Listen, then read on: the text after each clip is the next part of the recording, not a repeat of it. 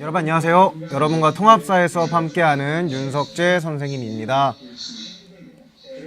여러분들은 요즘 몇 시에 일어나나요? 선생님은 방학이 좀 길었다 보니까 늦잠을 자게 되더라고요.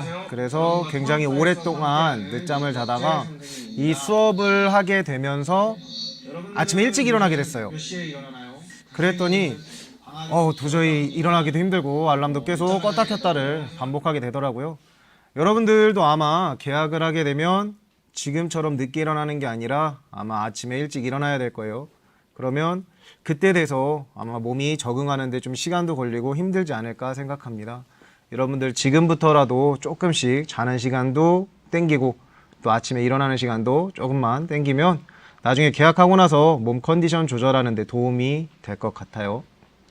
이번 시간에는 통합사회 4단원인 인권보장과 헌법단원에서 가장 마지막에 나오는 국내외의 인권 문제에 대한 이야기를 해보려고 합니다.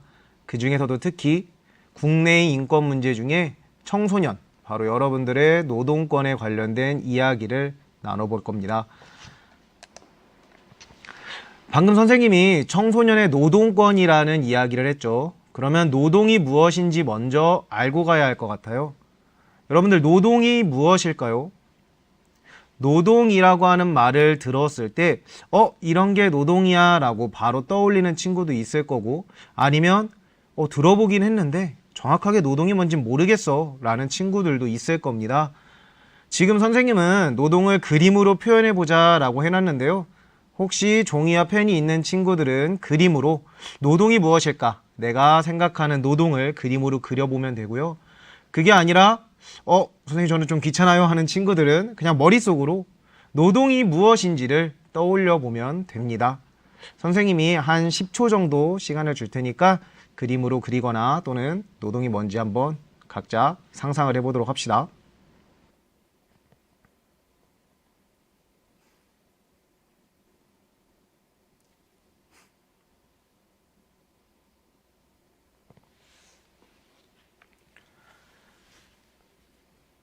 자, 여러분들 다 그림 그려봤어요?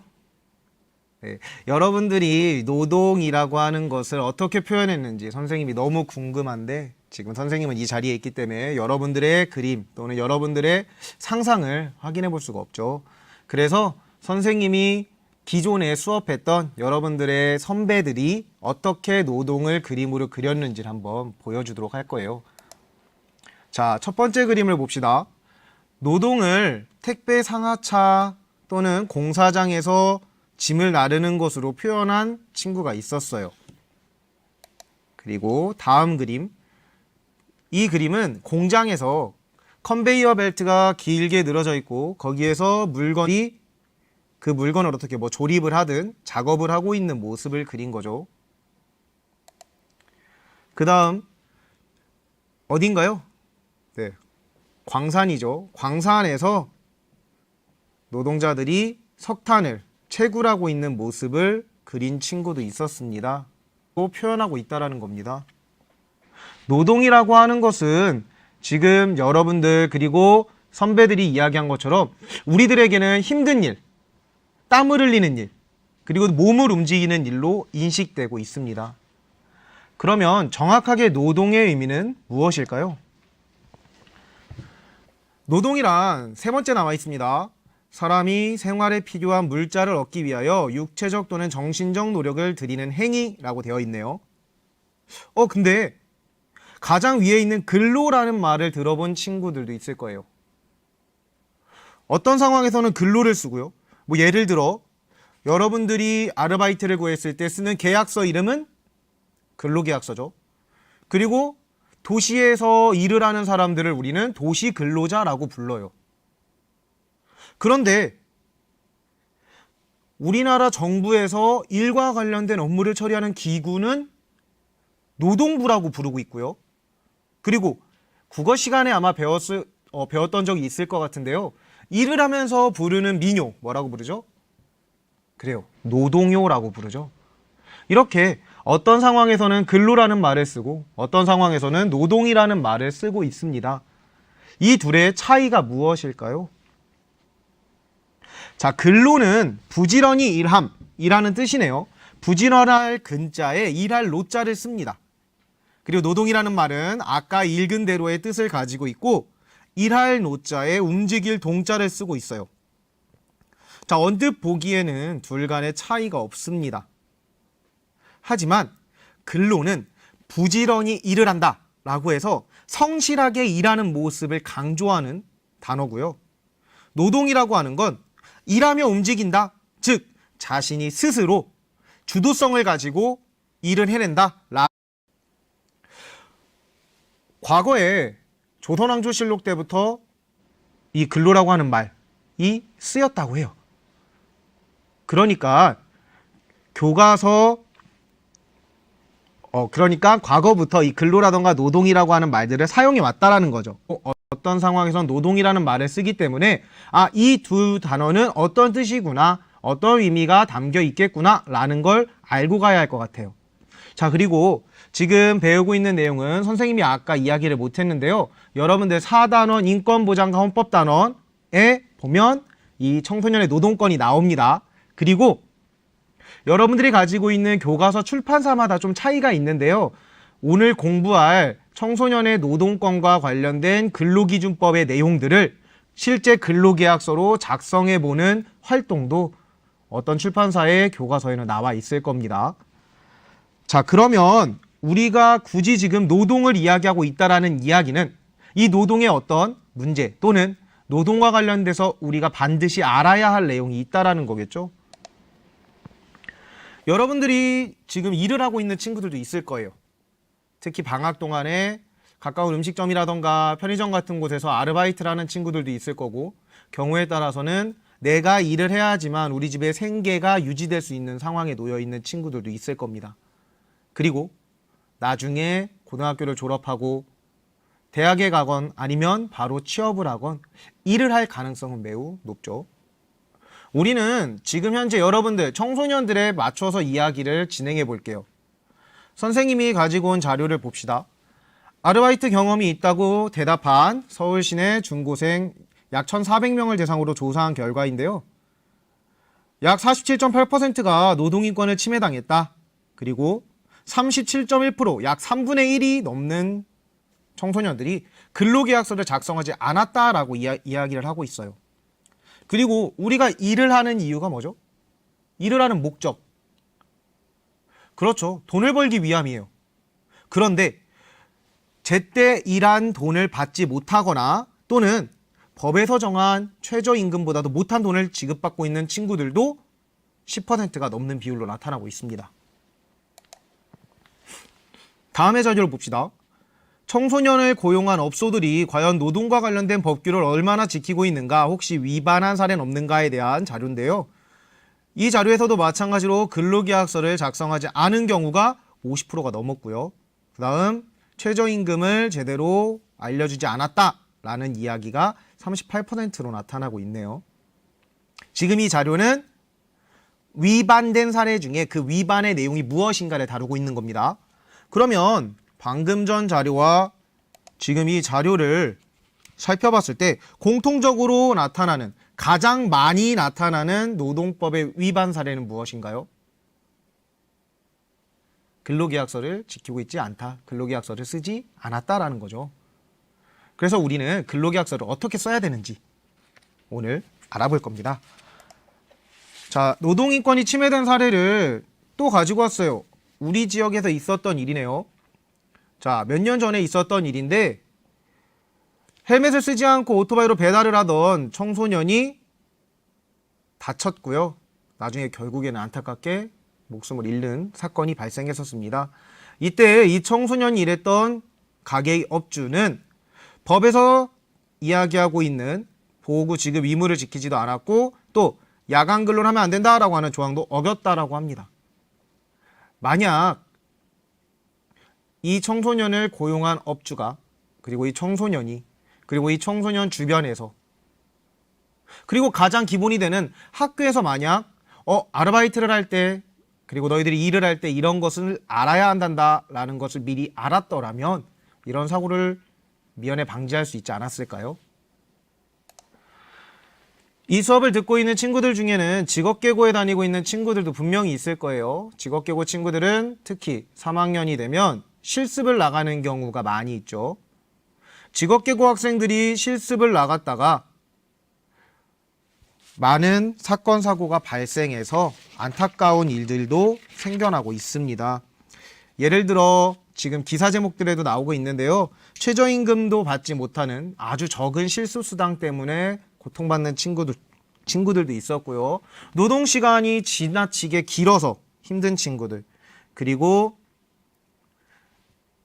상사로부터 욕설이라던가 성희롱, 그리고 부당한 대우들 때문에 결국에 목숨을 달리한 친구들도 있었고요. 그리고 몇 년 전에는 안전사고 규칙을 제대로 교육받지 못하고 또 안전과 관련된 책임자가 없는 상태에서 일을 하던 한 고등학생 실습생이 큰 기계에 끼어서 목숨을 달리하는 그런 사고도 일어났었습니다. 자, 이렇게 여러분들은 성인들보다 훨씬 더 취약하게 열악한 환경에서 일을 하고 있다는 게 됩니다. 그래서 우리 오늘 청소년들 여러분들의 권리를 위한 근로기준법을 알아볼 겁니다. 교과서에서 다루고 있는 내용보다는 선생님이 조금 더 많은 내용을 준비했어요. 그래서 여러분들이 꼭 이 내용을 배워서 학교 시험을 잘 봐야지 라고 생각하기보다 세상을 살면서 나중에 한 명의 직업인으로서 사회에 진출해서도 내가 이런 내용을 알고 있어야 나를 스스로 보호할 수 있겠구나 라고 생각하면 좋겠습니다. 첫 번째입니다. 만 16살인 친구들이 많이 있을 거예요. 만 16살인 여러분들은 알바를 해도 될까요? 자, 어떻게 생각하나요? 여러분들 법적으로 알바를 해도 될까요? 안 될까요? 알고 있는 친구들도 있는 것 같아요. 여러분들은 알바를 할 수 있는 나이입니다. 자, 우리나라는 법적으로 몇 살이라고 되어 있죠? 15살입니다. 15살이 넘으면 일을 할 수 있습니다. 법에서 이야기하는 나이는 대체로 만 나이를 사용합니다. 하지만 가족관계증명서와 친권자 동의서가 필요합니다 라고 단서가 붙어 있네요. 그러니까 15살이 넘으면 일을 할 수는 있다. 하지만 그냥 어느 가게 가서 저 알바할게요 라고 한다고 일을 할 수 있는 건 아니고요. 가족관계증명서와 친권자 동의서, 일반적으로는 보호자 동의서라고 생각하면 됩니다. 를 가지고 있어야지만 일을 할 수 있다는 겁니다. 나이에 따라 일을 할 수 있는지 없는지 여부를 표로 정리해봤어요. 만 13세 미만은 일을 할 수 없고요. 만 13세에서 15세까지는 일을 할 수 있다라고 되어 있는데 원칙적으로 불가라고 되어 있죠. 일을 할 수 없는 겁니다. 하지만 어쩔 수 없는 경우에 예를 들어 만 14살인데 이 친구가 일을 하는 어떤 특정 분야에서 일을 꼭 해야만 한다. 그런 경우에는 준비해야 할 서류 봅시다. 이 취직인허증과 가족관계증명서, 친권자 동의서를 가지고 있으면 이 두 서류를 가지고 있어야지만 이런 서류도 필요 없습니다. 친권자 동의서가 필요 없다라는 이야기는 스스로의 의지에 따라 자신의 의지에 따라 일을 해도 괜찮다라는 이야기죠. 두 번째, 저희 동네에 시급을 많이 주는 노래방이 있습니다. 알바를 해도 괜찮을까요? 지금 이야기하는 것들 모두 여러분들 청소년들을 대상으로 한 이야기입니다. 자, 노래방에서 알바 할 수 없습니다. 청소년들이 일할 수 없는 일인 것 같아요. 맨 앞에 있는 PC방이죠. 실제로 선생님도 선생님 제자들을 보면 PC방에서 아르바이트 하는 친구들을 많이 봤어요. 하지만 법적으로 PC방에서 청소년은 아르바이트를 할 수 없습니다. 네, 지금 공부하고 있는 거 4단원이에요. 4단원. 4단원의 국내외 인권 문제라고 하는 작은 단원을 보면 됩니다. 그런데 교과서에 나와 있는 내용보다 조금 더 많은 내용을 다룰 거기 때문에 여러분들 지금 선생님의 수업 자료를 잘 보면서 수업에 참여하면 되고요. 수업 다 끝난 이후에 선생님이 여러분들 학습 자료 다운받을 수 있는 학습터에다가 학습 자료도 올려놓도록 하겠습니다. 자, 다시 내용으로 돌아가면 PC방에서 아르바이트 할 수 없습니다. 만화방 마찬가지고요. 유흥주점, 주류 판매업소, 술 파는 곳 당연히 안 되겠죠. 노래방, 노래방에서 저희는 노래만 부르는데요. 그래도 안 됩니다. 복권 발행업소도 안 되고요. 뭐 숙박업소, 목욕탕, 비디오방도 안 됩니다. 사행행위, 도박을 하는 그런 장소라고 생각하면 됩니다. 담배 파는 곳도 당연히 안 되겠죠. 이런 업소들에서는 여러분들 아르바이트를 할 수 없습니다. 그러면 여러분들은 어디서 알바를 해야 되느냐? 이런 데서 하면 됩니다. 편의점에서 할 수 있고요. 술을 팔지 않는 식당에서 할 수 있습니다. 삼겹살집 같은 경우에는 식당이긴 한데 술을 먹는 손님들이 많이 있죠. 이런 경우도 알바를 할 수 없다고 보면 됩니다. 사실 경우에 따라 조금 차이가 있을 수는 있어요. 법이라고 하는 것이 꼭 정해져 있는 내용에 모든 걸 다 짜맞추는 건 아니거든요. 하지만 여러분들은 기본적으로 식당에서 술을 팔고 있네? 나는 알바를 하면 안 되겠구나 라고 생각하면 됩니다.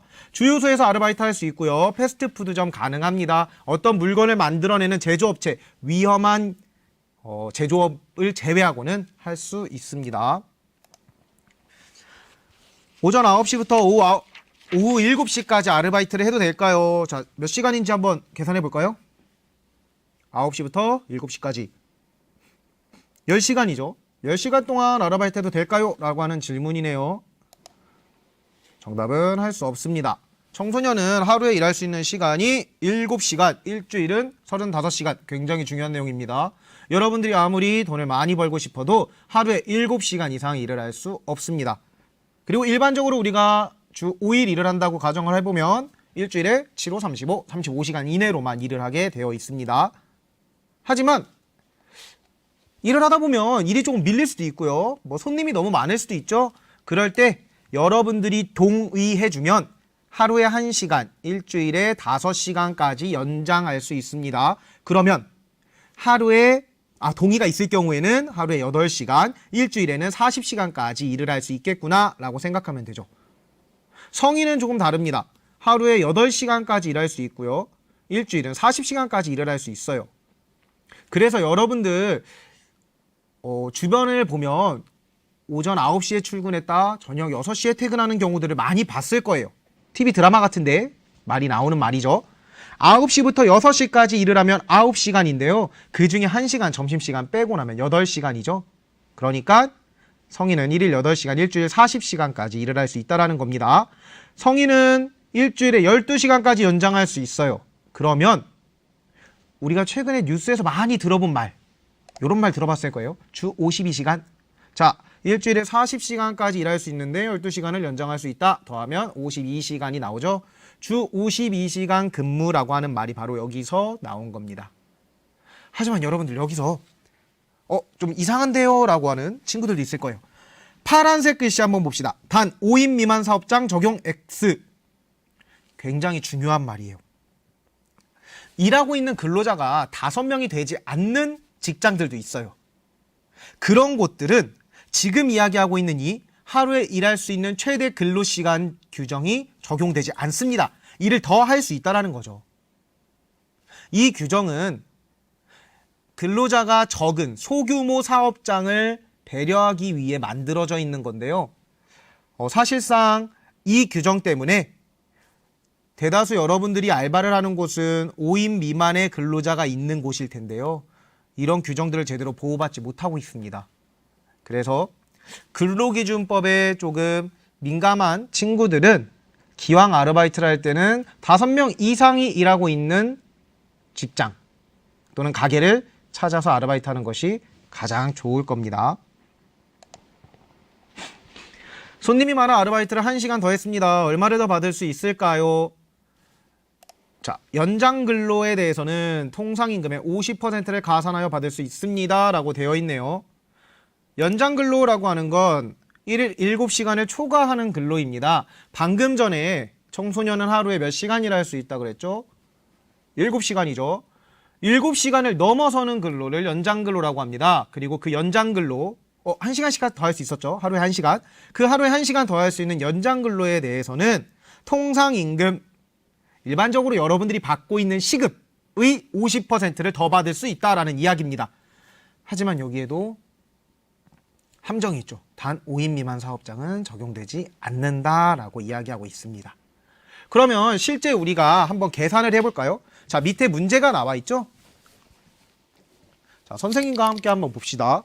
시급 9,000원을 받는 1일 7시간 아르바이트에서 자, 시급이 9,000원이에요. 그 1일 7시간 일을 합니다. 최대 일할 수 있는 시간까지 일을 하고 있는 거죠. 1시간 연장 근로를 했다. 1급이 어떻게 되느냐? 1급이라는 말은 일한 급여. 미안합니다. 하루 동안 일한 급여를 1급이라고 해요. 그러면 한번 계산해 볼게요.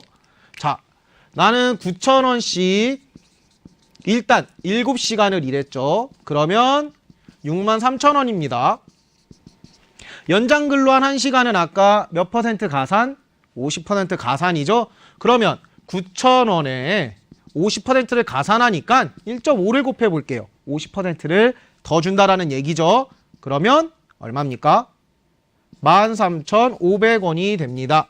연장근로수당은 13,500원이란 이야기예요. 그러면 1급은 63,000원에 13,500원을 더하니까 얼마인가요? 76,500원이 되겠죠. 자, 이렇게 1급을 계산할 수 있습니다.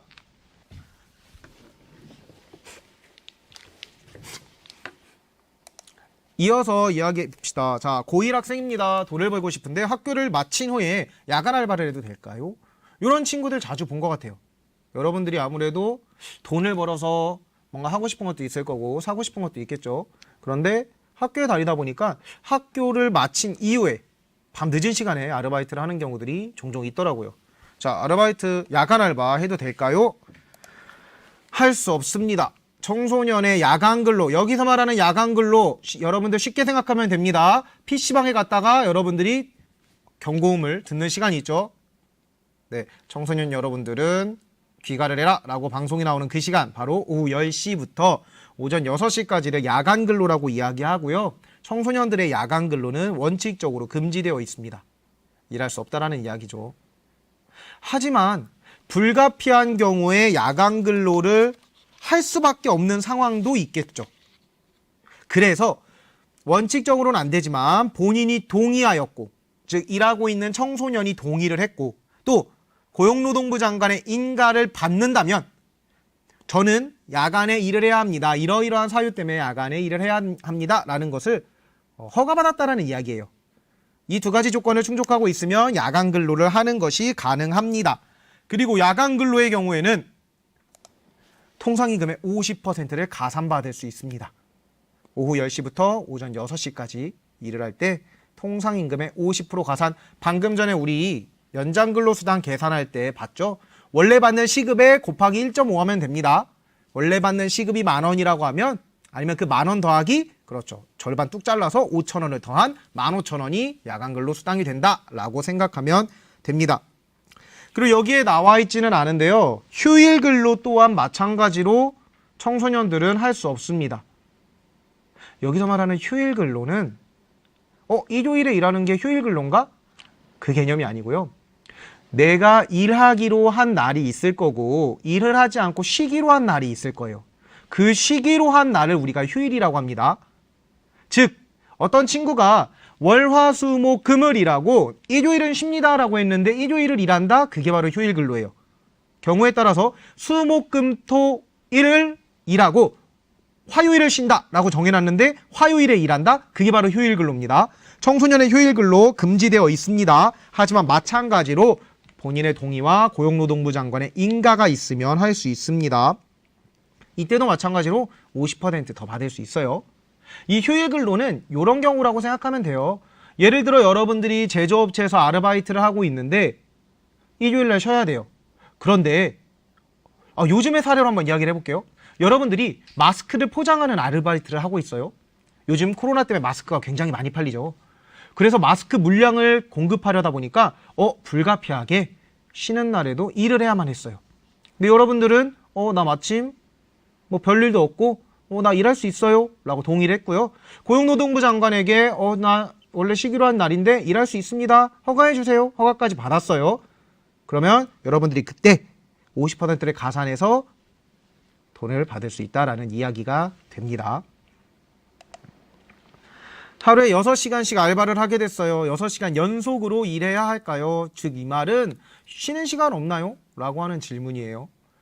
학교에서도 50분 수업하고 10분 쉬고 50분 수업하고 10분 쉬고 중간에 점심시간도 있고 하죠. 쉬는 시간 없이 일만 계속하면 여러분들 너무 금방 지칠 거예요. 즉 법적으로 있습니다. 4시간을 일할 경우에는 30분 이상, 그리고 8시간을 일할 경우에는 1시간 이상의 휴식 시간이 보장되어야 합니다. 요건 5인 미만 사업장 적용 X라는 말 안 써있죠. 어느 곳에서건 이 규정은 지켜져야 한다는 이야기입니다. 그래서 일반 편의점에서 아르바이트를 한다고 하면 편의점 사장님이 사용자입니다. 감독에서 벗어나 자유롭게 이용할 수 있다. 만약에 쉬는 시간이긴 한데 야 누구야 잠깐 이거 박스 좀 하나 나르고 쉴래? 또는 쉬는 시간인데 야 너는 쉬는 시간에 왜 핸드폰을 하고 있냐? 이런 식으로 나를 고용한 사람이 나의 휴식을 방해한다? 또는 내가 맘 편히 쉴 수 없게 만들고 있다 라고 하면 그건 휴식 시간일 수 없습니다. 이런 것도 마찬가지예요. 1시간의 휴식 시간을 받아서 일을 막 하고 있는데 일할 시간이 한 10분 남았어요. 아직 쉬는 시간이 10분 남은 거죠. 그랬는데 갑자기 이젠 다음 작업 준비합시다. 지금부터 빨리 자 도구 옮깁시다. 휴식 시간을 침해받은 겁니다. 엄밀히 따지면 일하는 시간으로 구분해야 된다는 겁니다. 아르바이트를 안 해본 친구들이 많이 있을 거예요. 처음으로 아르바이트를 해보려고 합니다. 얼마를 받아야 할지 모르겠어요. 여러분들도 뉴스를 통해서 많이 접한 말이 나올 겁니다. 바로 최저시급이죠. 최저시급은 2020년 기준으로 8,590원입니다. 여러분들이 1시간 동안 일을 했다. 그러면 최소한 8,590원을 받아야 된다라고 되어 있어요. 그러니까 여러분들이 아르바이트를 구할 때 1년 이상 아르바이트를 하기로 계약을 했는데 첫 2달을 수습기간으로 한다. 또는 첫 1달을 수습기간으로 한다. 라고 하는 말이 적혀 있는 경우가 있어요. 또는 그런 안내를 받을 수 있어요. 그때는 여러분들이 꼭 이걸 확인해야 됩니다. 수습기간 동안의 시급은 어떻게 되나요? 라고 물어봐야 돼요.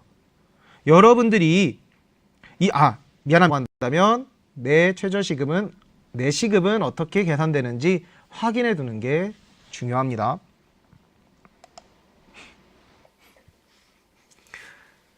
이런 경우도 있더라고요. 최저시급을 받는 것으로 계약서를 썼어요. 예를 들어 여러분들이 2019년부터 일을 했어요. 2019년 11월부터 일을 해서 계속 일을 하고 있는 거죠. 근데 2019년의 최저시급은 8,350원이었고요. 지금 2020년은 8,590원이거든요. 올랐죠. 한 200원 정도가 올랐어요. 350원을 주겠다라고 적혀 있으니 나는 그대로 8,350원만 줘도 된다라고 하는 사장님이 있을 수 있는 거죠. 그럴 땐 어떻게 해야 한다? 당연히 계약서에 최저시급을 받는 것으로 정하였더라도 최저임금이 인상되었다라고 한다면 인상된 최저임금을 받아야 합니다. 이런 경우들이 종종 있어요. 가끔 가다가 잘 확인해서 그것에 맞게 정당한 노동의 대가를 받을 수 있도록 해야 합니다. 여러분들 중에 알바를 했는데 알바비를 부모님 통장으로 보내주겠다라고 하는 경험이 있는 친구들도 있을 겁니다. 여러분들은 청소년이니까 야 너는 어려서 안 돼. 너한테 알바비 어떻게 주니? 너희 부모님 통장 가지고 와. 부모님 통장으로 보내줄게 하는 경우들도 있을 수 있죠. 그럴 때 어떻게 해야 될까요? 임금, 즉 내가 노동을 제공하죠. 노동을 해주는 거예요. 노동을 제공한 대가로 받는 걸 임금이라고 합니다. 우리 월급 같은 거 이야기하는 거죠. 임금 지급에 4대 원칙이 있습니다. 첫 번째, 현금으로 또는 계좌이체로 받아야 된다. 야, 문화상품권으로 줄게. 안 됩니다. 상품권으로 임금을 지급할 수 없습니다. 또는 너 이번에 알바했는데 우리가 게임 CD를 파는 곳이니까 네가 원하는 게임 CD 몇 장 가져가. 그걸로 대신하자. 안 됩니다. 반드시 돈으로 받아야 됩니다. 돈. 현금으로 받거나 계좌이체로 받아야 됩니다. 두 번째, 매달 한 번 이상의 날을 지정한다. 여러분들은 그런 기억이 있는지 모르겠어요. 선생님은 어렸을 때 아버지가 월급을 받아오시는 날에는 가족들끼리 치킨도 시켜 먹고 외식도 하고 그랬던 것 같아요. 월급날이라고 하는 말이 있죠. 그 월급날이라고 하는 건 바로 이 규정에서부터 나오는 겁니다. 매달 한 번 이상의 날을 지정하는 거죠. 일한 대가인 임금을 받는 날, 예를 들어 매달 20일, 매달 둘째 주 토요일 이런 식으로 정하는 겁니다.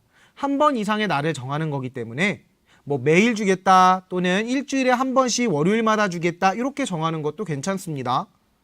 계약으로 정한 금액의 전부를 받아야 됩니다. 예를 들어 내가 월급으로 220만 원을 받기로 했다. 그런데 월급날이 되자 요즘 회사 사정이 어려운데 일단 100만 원만 받아 라고 하는 건 안 된다는 겁니다. 220만 원이 월급으로 정해져 있으면 220만 원을 한 방에 받아야 된다는 거죠. 물론 여러분들이 뭐 동의해서 회사 상황에 따라 조금 달라지는 상황들은 있을 수도 있어요. 본인에게 직접 지급해야 합니다. 자, 그러면 아까 위에 나와 있는 물음에 대한 답이 되죠. 여러분들이 일한 대가 당연히 여러분들이 받아야 됩니다. 부모님의 통장으로 받으면 안 됩니다. 만약에 부모님 통장으로 줄게 라고 하는 경우가 있다라고 한다면 통합사회 시간에 배웠어요. 본인에게 직접 지급해야 한대요 라고 이야기를 해도 됩니다. 꼭 여러분들 통장으로 또는 여러분들이 직접 현금으로 받도록 하세요. 한 가지 팁을 주자면 가끔가다 여러분들이 원래 받아야 될 돈보다 적게 받는 경우들도 생겨요. 근데 만약에 얼마를 받았다라고 하는 것, 즉 나는 원래 받아야 되는 돈보다 좀 적게 받았어요 라는 걸 증명하기가 좀 며칠 얼마를 받았는지 명확하게 통장에 찍혀 나오게 되죠. 혹시 모를 법적 분쟁에서 증거로 사용될 수 있는 겁니다. 주휴수당이 뭔가요? 주휴수일을 일하면요, 토요일, 일요일 이틀 있죠. 그 중에 하루는 유급휴일이에요. 돈 받고 쉬는 날. 하루는 무급휴일, 돈 안 받고 쉬는 날. 자, 지금 좀 이 주휴일의 개념에 대해서 좀 어려움을 느끼는 친구들이 있을 텐데요. 주휴수당이라고 하는 건 유급휴일에 대한 수당이고, 유급휴일은 일주일에 15시간 이상 일을 했고 일하기로 한 날에 모두 일했으면 받을 수 있다라는 이야기입니다. 계산 방법은 이렇게 됩니다. 통상주당 근로인, 즉 일반적으로 우리는 주 5일을 근무하죠. 주당 5일 근무했다라는 것. 일주일 동안 여러분들이 총 일한 시간을 그 5일로 나눠주고요. 거기에 여러분들이 받는 시급을 곱해주면 주휴수당이 만들어집니다. 이것 또한 우리 같이 계산을 통해서 다시 알아보도록 할게요.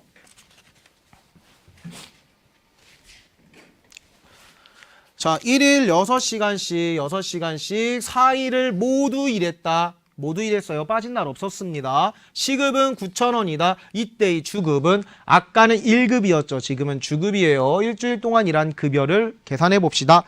물론 더 많은 가정이 있어야 되는데요. 우리는 주휴수당을 공부하고 있었으니까 지금 이 상황에서는 주휴수당이 발생한다 라고 가정을 해보겠습니다. 그러면 먼저 1일 6시간씩 4일을 근무했습니다. 그러면 주급 계산하는 거예요. 24시간을 근무했고 시급이 9,000원이니까 내가 받아야 하는 돈, 내가 일해서 받아야 되는 돈은 선생님이 계산이 느려서 적어왔어요. 자, 21만 6.8 곱하기 9,000원을 하면 이 값을 계산해보면 43,200원이 나오네요. 자, 24시간 동안 24시간 일을 하고 시급 9,000원씩 해서 21만 6천원을 받아야 되고요. 여기에 주휴수당이 발생했으니까 4,800 곱하기 9,000원이 43,200원을 더 받아서 결과적으로 여러분들이 받아야 하는 주급은 25만 9,200원이 됩니다. 이렇게 여러분들이 받아야 될 돈을 계산하는 거예요. 주휴수당 계산할 때 헷갈리면 안 되는 것, 여러분들이 실제 근무한 시간을 5일로 나눠야 됩니다. 그런데 여러분들이 사실 이렇게 직접 손으로 계산할 필요 없고요. 여러분들이 많이 이용하는 인터넷 검색 엔진에서 주휴수당 계산기 검색하면 다 나옵니다. 여러분들 시급 입력하고 일주일 동안 일한 시간 입력하면 얼마를 받는지 나오니까 그 계산기를 통해서 간단하게 계산해 보면 되겠습니다.